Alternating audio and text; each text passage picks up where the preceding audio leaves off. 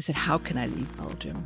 There's a curiosity of what else is out there. I know Americans, like I watched Beverly Hills 90210. I light up the most when I am helping others. The American dream says that if you work hard, you can achieve your dreams. In reality is that is not the case. And I cried every day for the first 6 months. I died. It's not in my personality to give up. Will AI companion or coach replaced Good question. experts? Never say never. Anything is possible here.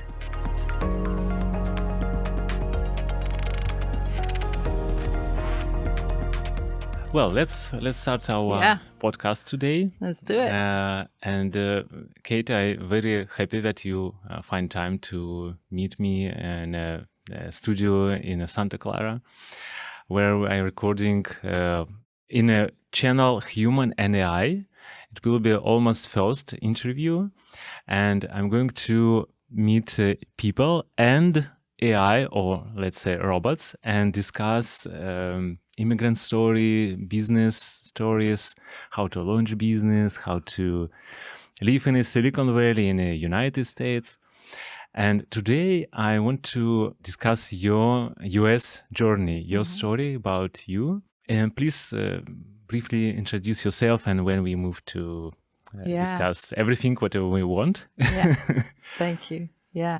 Well, nice. It's very nice to be here. Thanks for the invitation. And I've been looking forward to this. So it's a pleasure to be here. My name is Kate Masschelein.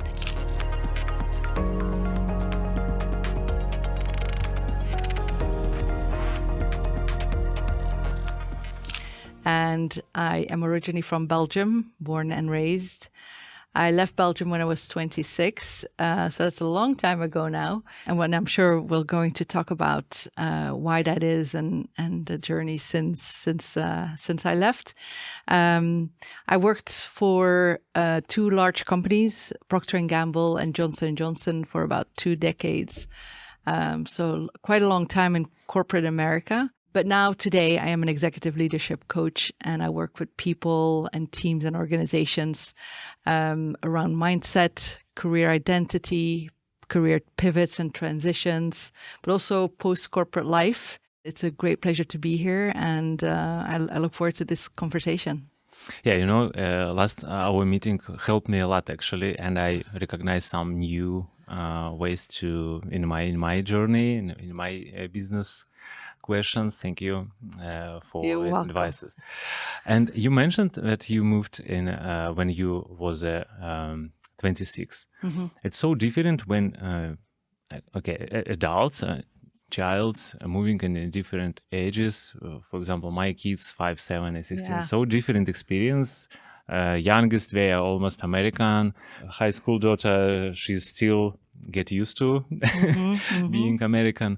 Could you remember how was it? I wanted to come to the US as a teenager. We were all exposed in Europe to American pop culture. I grew up watching Beverly Hills 90210. I don't know if you saw it or not, but it was amazing. America has such an appeal, the innovation, Apple, Microsoft. It was just a country that had such a strong appeal to me. And I always wanted to live and work in different countries. I was thinking, how can I do this? I'm in Belgium. And back in the day, leaving Belgium to find a job outside of Belgium is very hard to do. Today, it's probably a lot easier. Because companies are more open to hiring people from different countries. But back in the day, we're talking 1997, between 1993 and 1997, it's not something you do. So after 4 years of working for Procter & Gamble in Belgium, I said, how can I leave Belgium? Job is going to be hard. So I said, maybe going back to school is the right approach. And I found a school called Thunderbird. It's specialized in global management. So I thought if I go to one of the top schools in international management, having an international career is probably going to be easier. So I moved from Belgium to Arizona in August of 2021. Super hot. Was it Phoenix or It was Glendale, which is not far from Phoenix. So it was Glendale, Arizona. And I remember I arrived probably sometime in the middle of the day. Campus was still empty because it was just before school had started, and I needed groceries. And I found out that the closest grocery store was Walmart, 20-minute walk away. So I thought 20 minutes is nothing, especially when you come from Europe where you can walk everywhere. Let me just walk to Walmart. I died. And I probably spent an hour in Walmart just cooling down again. I bought a $15 bike so I can cycle back, got lost on the way back to school. It was the first time I drove. I was out, but that was my very first introduction to Arizona. It was brutally hot. Yeah, I definitely understand you, because even if you walk 20 minutes, you walk probably across the highways. It's no walkable many areas, and just walk across the highway to, let's say, Walmart, and you usually no people outside. Everyone either driving, either sitting inside restaurants, cafes or stores. That's right. That's absolutely right. You said that you started thinking about your career relocation, and I think it's usual behavior for our maybe friends and community, but I think it's so unusual in 26 decided to starting education one more time just before you was graduated. Why did you just enjoying Belgium's working in a very cool company? What did push you or motivate you to do that? Well, so I hope no one from Belgium is listening, but Belgium is a very small country. You drive an hour and you are in the Netherlands or France or Germany. And I had parents, I grew up in a family that didn't travel at all, and they still don't. They have never come and visited me in any of the countries that I've lived in. So there's a curiosity of what else is out there outside of Belgium. I had a fascination with the United States since I was 18 through pop culture, but also in those days, Bill Clinton was president. So now you can guess how old I was or when I was born. And it really attracted me, like the freedom, the possibility, opportunity. It felt like anything is possible here. I wanted to leave and explore and grow and experience different cultures, and not just through travel, but actually living in countries and being immersed in the cultures of different countries. It so much resonate with me, with my family, really, because my parents didn't travel a lot, just inside the USSR, some regions. But they were not travelers, and in opposite, I decided to travel to the most west side of our planet. Yes. You described it so in a beautiful colors, words, but what exactly did meet your expectation and reality in after you moved to Arizona? And I will say, I think life as a student is also very different than life as a professional. You know that as well. As a student, you have not a lot of responsibilities except for studying and going to classes and, making sure you don't spend all your money, on parties and stuff. But when you are a professional, that's when things change a bit. So I after Arizona, I started my career with Johnson & Johnson. They moved me to Scotland. Polar opposite. Arizona, hot and dry. Scotland, dark, gloomy, grey, wet, cold. Also culturally very different. Arizona, everyone talks to you. In Scotland, no one talks to you. It was very, that was a culture shock. But then after living in a few other countries in Europe, I went back to the US in 2008 as a professional for the first time. And what I learned and what I observed is you cannot talk about politics, religion, money, or sex at work. And so that was in Europe, where it's very liberal to talk about most things. In America, you cannot, and that's an adjustment because, you know, you come with your own culture into a new culture, and you cannot just erase your past or who you are. You have to really adapt, and I had to really adapt to the fact that in 2008, obviously Obama ran for presidency, and there were some really interesting presidential debates that were happening. And the next day I would come to the office ready to debate the debate. And you cannot. You just absolutely cannot. Whereas in Europe, you do. So you walk a little bit on eggshells, like, can we talk about it? Can we not talk about it? So that's definitely an eye-opening thing of from a culture perspective that was different. So surprising, because I didn't ever think that in the USA it's a kind of not suitable to talk politician. And do you think it's was a part of a particular company or big company? Maybe it's a kind of culture code for Johnson & Johnson. Yeah, that's a good question. Whether it's primarily Johnson & Johnson or other companies, I think in maybe a corporate setting it's primarily so. I also do think that it has changed a lot then versus now. So almost 20 years later, I do think that things are a little bit more, that people can talk about things a little bit more, because it's so pervasive in our society, the impact of politics into our society, that you almost cannot not talk about it. But 20 years ago, it was very no, you don't do it.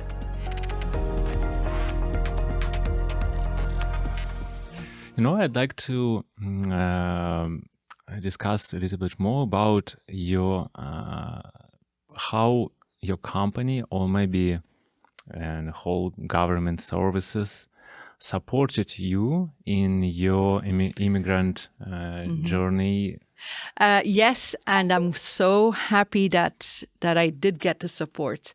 So when I moved over, there's someone who is sort of like a liaison, who drove me to DMV, who drove me to get my Social Security card, who drove me to Bank of America to open an account, and in the right order, who gave me a book to study the driving rules so you can pass your driving test.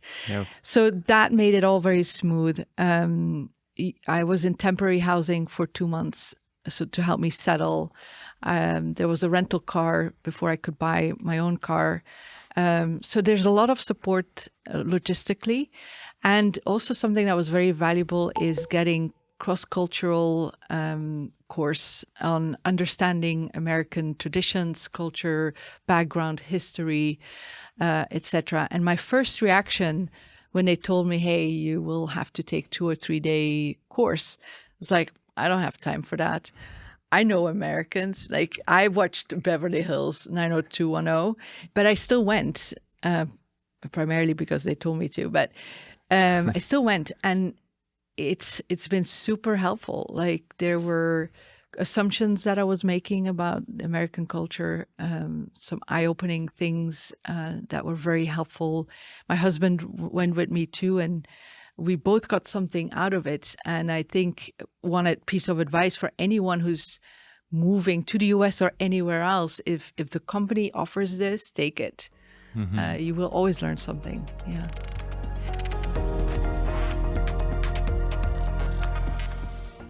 Was it in your days in the US after you moved there, some days when you were ready to give up because of something happened? Yeah, a couple of different things I can say here. One, I would say one thing that I learned about working in American culture is it can be very political. And I'm not talking about the White House politics. Yeah. I'm talking about corporate politics, where there are written rules and unwritten rules about how to navigate your career. And that can be challenging, especially if you don't know those unwritten rules. I was also taught a principle, and that might be interesting for the listeners, is to navigate a corporate career, there's something called PI, performance, image, and exposure. When you first start in your career, it's all about performance, showing the company that you can deliver results. That is about 70 or 80% of your focus. As you grow up from manager to senior manager, or maybe director level, you need to still perform, but your image becomes more important. Executive presence, your communication style, how you dress, how you present yourself becomes very important. So you move from maybe 30% performance to 50 or 60% image, and then a little bit of exposure. As you continue to move up the ladder, exposure becomes more important. And that is, am I being seen by the executive board, by people that are sometimes in control of my career? Am I getting access to projects, large projects that are important projects that people care about, and not like projects that no one cares about? So being seen and being heard is important as you grow up in your career. So that's sometimes challenging as a foreigner. You don't always know these things. So advice would be to really ask for a mentor, someone who could help you navigate the unwritten and written rules of corporate politics. The other, do you mean a mentor inside the company, or? Yeah, inside a company, because they would know how it works. Also, having a sponsor helps, and then really learning the difference between a mentor and a sponsor. A mentor can help with day-to-day challenges that you're faced with, whereas a sponsor is someone who knows you and your work. And when there are talent talks, which usually happen 2 or 3 times a year, they can represent you and your work around the table. And when decisions are made about, hey, so-and-so should move in this role, Kate should move in that role, they can speak up on your behalf and say, hey, I think she's ready for a promotion, or I think she's not ready for a promotion, but does anyone have a project that might help her close a gap in knowledge or experience? So that's sponsorship. I didn't know that before I moved to the US. So there's a lot of things that you can learn. In terms of giving up, it's not in my personality to give up, but I will share an example of where I really suffered. And it was actually not in the US, and I'll tell you why that matters. Every one of us, you, me, come with a certain personality and a fit with a country culture. So through the cross-cultural course, I had to do a quiz that tells me who I am. And it then tells you fit well in the US, you fit well in the UK. But in France, for instance, or China, in those cultures, your personality would suffer. And I moved from Edinburgh to France, and I cried every day for the first 6 months. It was such a clash in my personality and the country culture. I come there with ideas, and I wanted things done, and I wanted to drive changes. And all I hear was, no, we can't do this. No, we've never done this before. The French prefer to leave the kind things of conservative, very conservative. They don't like change because it means work. So, and here I am, coming with my personality. And it took me 6 months to really assimilate to a French culture. And that's where I almost gave up. Yeah. Yeah, in terms of me as an entrepreneur, I have many waves in sometimes in a days, during one day, sometimes during 1 month, some feeling of very optimistic about something, and then very pessimistic. Yeah. Nothing will happen. Yeah. I can manage all that stuff, but usually it's a short-term condition. Yeah. Because when you find something solid which you can work, then you just execute, perform, and not worrying so much about make a huge life decision. Yeah, but in terms of choosing some projects or which product to build, it might be difficult. I would agree. I think being an entrepreneur is very different. And now starting my own business as an executive leadership coach there's a week where, oh my God, I have 7 new clients in 1 week. And you think it's going to be forever like this. The next week, nothing. And you think it's going to be forever like this. So I have also faced the ups and the downs. And I've come to learn that when things are going great is to not have very high emotional, but also when it's bad, not to go deep emotional either, is to just be accept great things when they happen, and if bad things happen or nothing is happening, is also not think the worst of it. But it's hard. Yeah. It's but I think it's worth it. It's worth it for sure. The highs are worth the lows for sure. Was it difficult to you to leaving your corporate career and start your own business? When I left Johnson & Johnson in July of 2024, so last year, I took 3 months off, and I really needed that to sort of reset myself. I've grown up in the company, right? 21 years is a long time. So I really needed to take a break, and I specifically chose to do activities that are very different from corporate. I worked a month in Esalen, which is, anyone living in California will know that. It's an institute in Big Sur.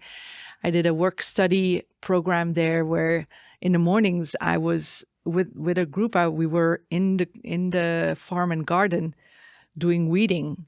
Nothing like presentations, creating slides, 15-hour work days, but taking care of plants. So it's very, very different, but it was such an important reset.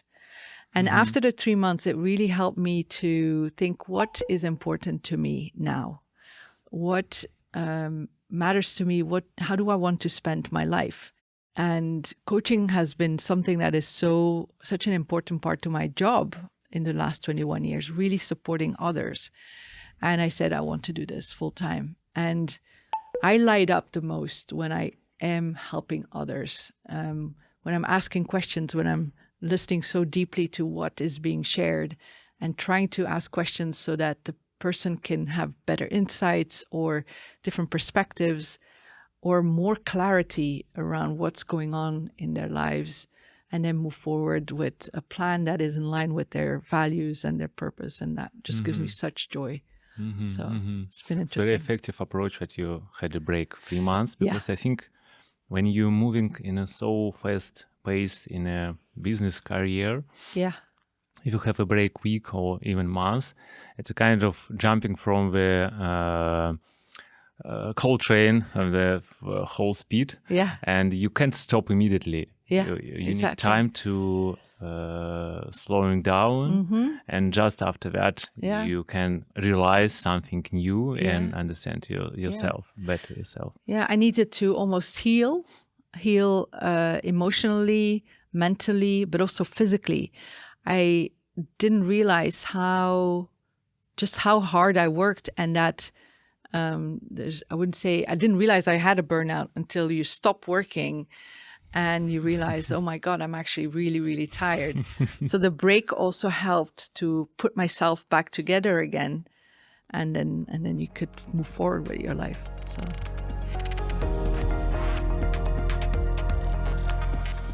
You said that you had a great weekend with your mother, Mother-in-law, Mother-in-law, How was it living so far away from your parents, from your friends? Are you still connecting with your friends from Belgium, or you mostly have a community here in the United States? So I'm Belgian, but my husband is British. So it's like 3 cultures that we have to balance. I definitely, and my husband as well, try to stay in touch with our family and our friends. We have family members that come over and visit us, which is we're so grateful for. We go back to Belgium and UK as well as often as we can. We're staying connected to Europe and our countries. I still read The Guardian, not to just know what's happening in the UK and Europe, but also what's the European view on what's happening in the US. There's a Belgian newspaper I still read. Another thing that's very important for me and my husband is food. I don't know about you, but you probably love some really Russian food items that you cannot either find here, or if you can't find them, they're pure joy that you can't find them. Yeah. So when we travel, we bring back cookies, childhood memories, food. But another thing, my husband loves the British sausages. And so we found a Brit who makes sausages in Chicago who ships them around the US called Jolly Posh.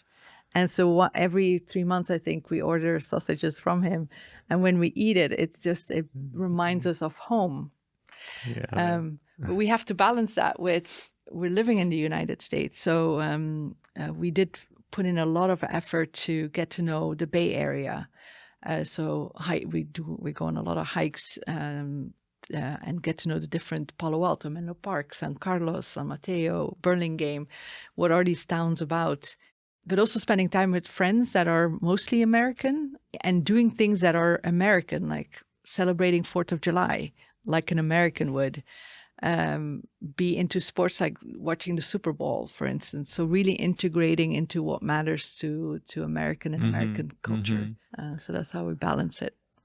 Yeah, you know, I love as well that society is very open for integration, for welcome in you, and we as immigrants can learn what is important holidays or culture events for Americans. Yeah. And I think it's important to learn it and trying to understand deeper. And some of that holidays or behaviors we can learn and use. Some maybe not, but it's still part of integration to the culture. Yeah, absolutely.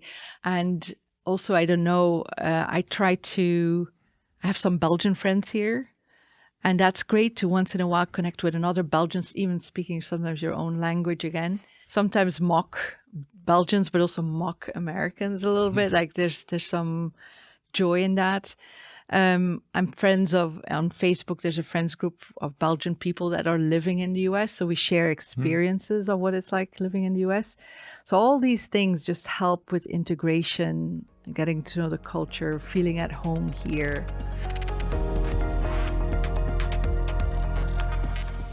About which we started at the very beginning, what was the biggest myth about American Dream from Beverly Hills movie series, maybe after many years in the United States? What you realized that was myth, or what is still real? Yeah, I would say when I, after living here for 10 years now, you learn about the American dream as a thing, right? You see it in movies, you hear it in advertisements, social media. It's a thing, the American dream.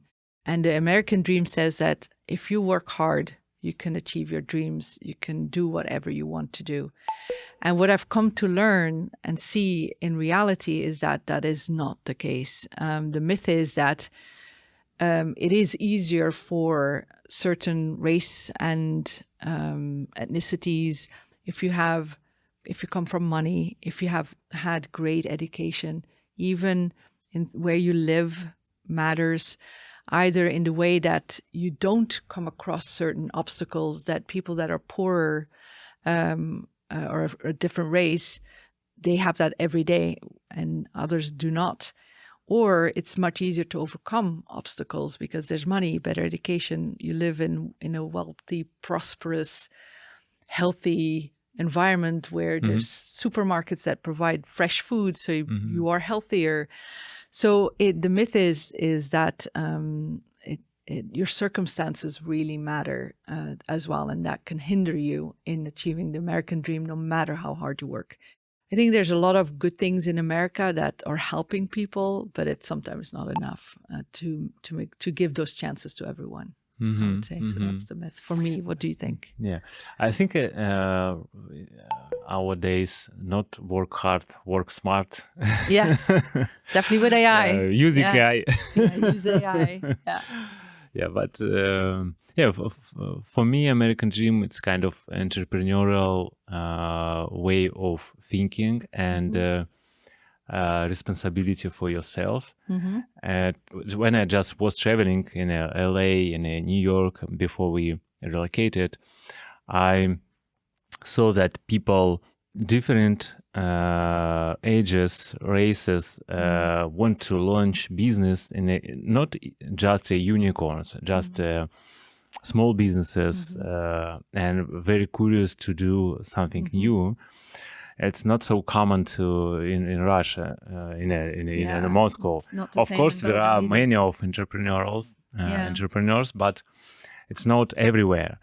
And even that everyone usually pays taxes by their self.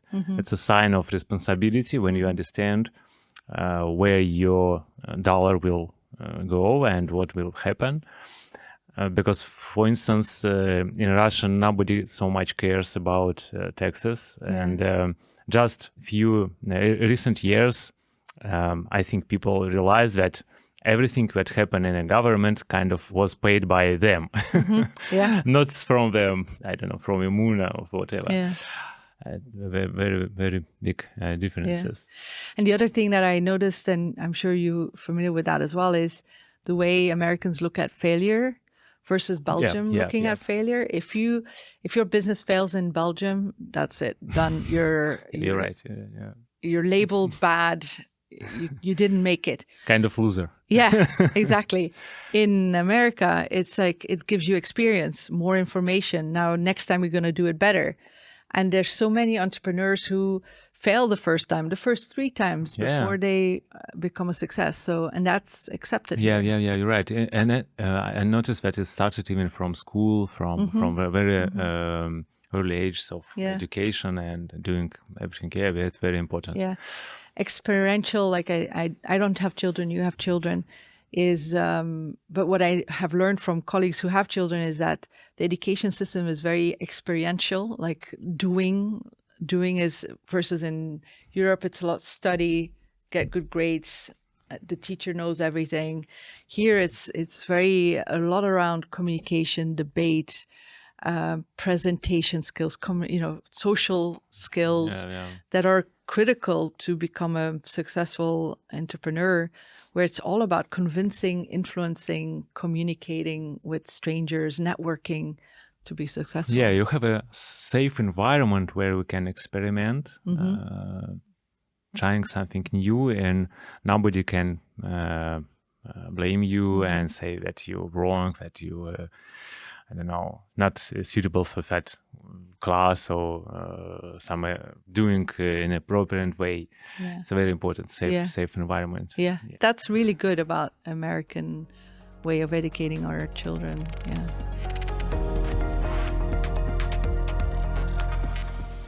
If you look back to your 20s, 26 years when you decided, what advice you would give to yourself? I would say take time to make friends, because ultimately what makes me feel at home here is the people I've met, the friends I've made. So take time to get to know people, spend time, do activities with them, because that's the fastest way to feel at home. Then I would say get to know your neighborhood, learn about the history of your neighborhood. Anything that will make you feel more part of where you live. We have taken a lot of advantage of traveling to all the national parks, like travel in the United States. It's an amazing country. I used to not understand why some Americans don't have a passport and why they wouldn't travel to Asia or Europe. But this is an amazing country, and the opportunities to travel are endless. There's so many beautiful things to see. So when you're here, you move here, take advantage of going to Yosemite or Zion, Yellowstone, Bryce. Zion. Yeah, there's so many places to go. It's endless. And then the third thing I would say now, if you're moving now, it's like try to stay away from the political news. Find a way to know enough so that you're informed, but not too much that it drives you nuts. So try to balance that. Because otherwise it can be hard. Yeah. I would say right now. Yeah, we love traveling as well. Yeah. It's a huge opportunity Yeah. here. Yeah, actually, I understand why many Americans are not traveling. Yeah, You said exactly. that because so many parks, exactly, and sometimes they're so cool equipped, so cool looking with many of hotels and hikes and so on. No, so many places outside of USA. Of course, many of, but sometimes it's very wild. Yes. Let's say wild. Let's say okay, it's a wild area in Siberia in Russia. You can travel. It's a very beautiful nature, of course, as well. But it's difficult to reach. You need sometimes even helicopter. Oh, really? No regular race, no lodging too much, and just you.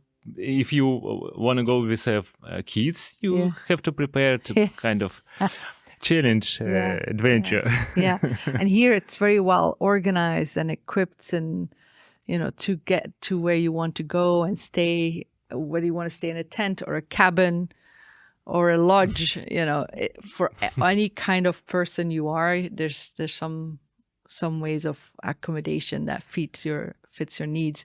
And if you're in California, go to Hawaii. If you're on the East Coast, go to the Caribbean or Mexico for that matter, or Canada. Like there's just so much to do. It's endless. Yeah. We mentioned that your moment of giving up, but what is your proudest moment? Yeah. Let's say in the last 5 years. Yeah. It's not for whole. Yeah, exactly. I would say what comes to mind is I was actually proud to become an American. It happened in June of last year. Cool. After 5 years of having our green card, my husband and I decided to apply for citizenship. And are you a citizen? We just got a green card and waiting the next 5 years. Yes, 5 years. And when you get closer, then you have to study. It's not hard, but you have to study. You have to do a test, and you're nervous because it's like, what if I fail? What if they don't accept me? And then you go to the swearing in ceremony, and it's very special. Like, it's like, wow, I'm getting another passport. I'm becoming a citizen of another country. And my friends who are American made it very special. My husband and I, funnily enough, are both born on the 4th of July. We both became citizens in June. So our friends organized a really nice party, not just July 4th, but our citizenship. And that was really proud. We both felt very proud of achieving that milestone. Yeah, it's not easy to achieve that. Yeah. And I learned that in America, they everywhere have so strong filters. To get citizenship, you have to get a green card or 5 years, pass the test, and so on. Yeah. To enrolling in a university, you have to pass tests, work hard. Yeah. But when you pass that challenges, that barriers, you become so welcome. So being part of them. And I learned that because first looking, you see so strong barriers. Yeah. It's so hard to understand how to achieve that. But if you know that you just need to make an effort and keep going. Yeah, keep going. When you realize that you so welcome. Yeah. Yeah, it's been a long journey. It took us 2 years to get our green card and 5 years before you can apply for citizenship. And then when you do and you're on the other side, it comes with great gifts. Also responsibilities. I had to be on a jury 2 or 3 weeks ago. So that's our responsibility. So yeah, it comes with responsibility as well. But it's mainly a gift,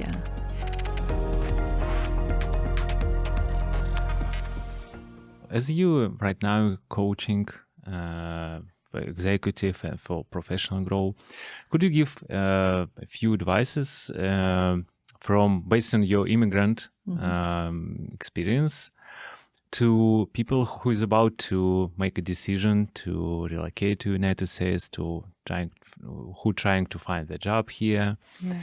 From your perspective as a executive coach, could you give us? Yeah, I would say, and I am seeing this with some family members that have just moved to the United States as well, and it's different if you come here because you have a job.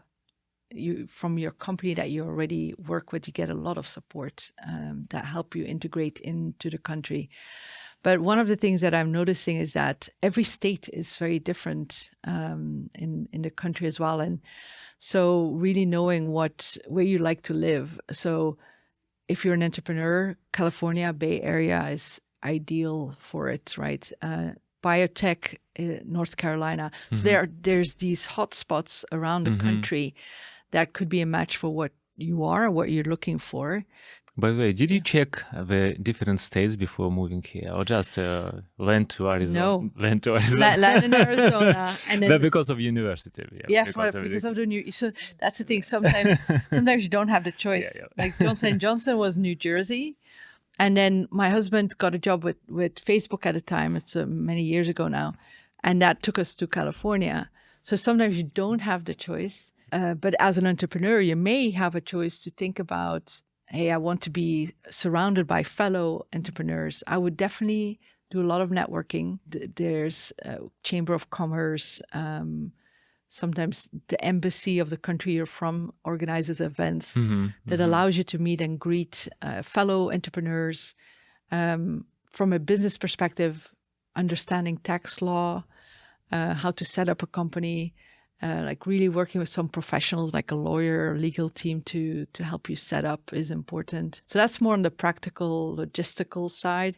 And then on the emotional side is also recognize that it will take time to feel at home.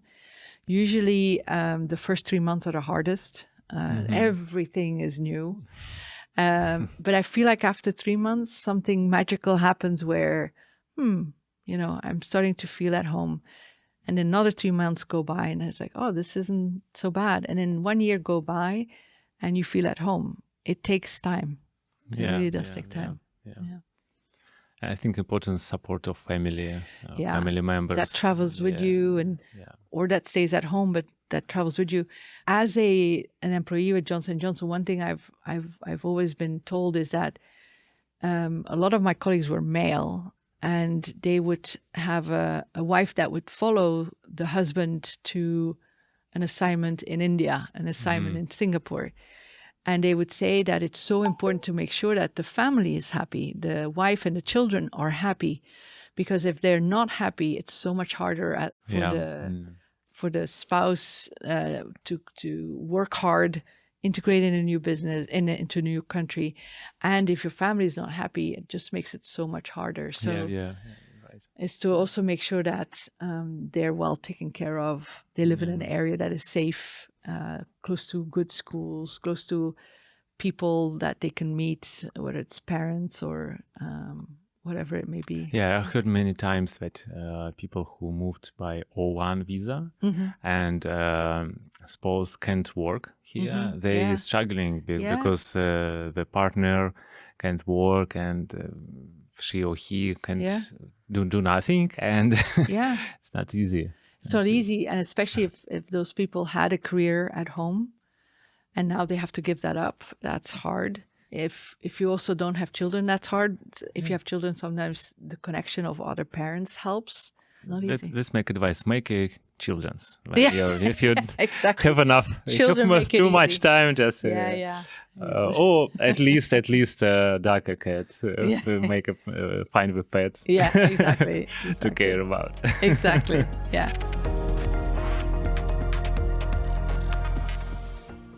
What do you think? Will AI companion or coach replaced good question. Experts in that area? Good question. So I would say I use ChatGPT when I for daily life. If I want to know something, I go there, and the answers are more than often very good. When it comes to coaching, I think that I have tried to have a conversation with ChatGPT, and you can. Like, the way it responds is incredible. Would you like more information about this? Yes, thank you. Or I would say, you're very good at this. And then it would answer, yes, thank you so much. I do my best. Yeah. So you can think that you're having a conversation with someone on the other side, even though it's AI. When it comes to coaching, yeah, I can imagine that some people could type in, hey, I'm depressed. What should I be doing? But in the ways that it won't replace human is me sitting in front of you, looking you in the eye, and really deeply listen. That AI, unless you have a robot, right? But even then, there's something about the human connection, the deeply listening, the asking questions, the giving advice. Maybe one day it will be, but it would have to be a really, really, really good AI robot. I mostly believe that behind, in terms of coaching, for example, it will be like an avatar or twins of a real person. Let's imagine we create your digital copy, which has all of information about business entrepreneurship, but with your way of thinking, with your approach, and with your understanding of that question. Yeah. In that case, I think it might be because people believe people. I understand that ChatGPT very smart LLM, but many of people even don't realize that it's not kind of real intellect. It's a kind of large language machine which just provide word connected perfectly one with each other. Yeah. But of course, finally, it looks like magic. You see so smart answers, but still, if you're not an expert in a particular area, that answers might be so biased or so inaccurate. And if you're an expert, you can check and say, okay, it's good. Let's a little bit crafting and make some next step. But if I ask, for example, something in a construction or biology where I'm not expert, I don't understand. Is it true or just a bias of AI? And we don't know. And if you just believe it as is, you might be doing some dumb things. Yeah. So it's going to be an interesting period of time. Yeah, and when you ask the question, is AI going to replace coaching? It's like, I hate to say never, because never say never. You may think it won't, but it might. Well, let's keep some themes to next our interview about AI. Thank you, Kate, for coming to me. It's my pleasure. It was so interesting. I learned many new things about immigrant journey, and I hope our audience will enjoy that conversation today. I hope I see you many times. For sure. Yes. Thank you for the invitation. Yeah, thank you so much. Thank you.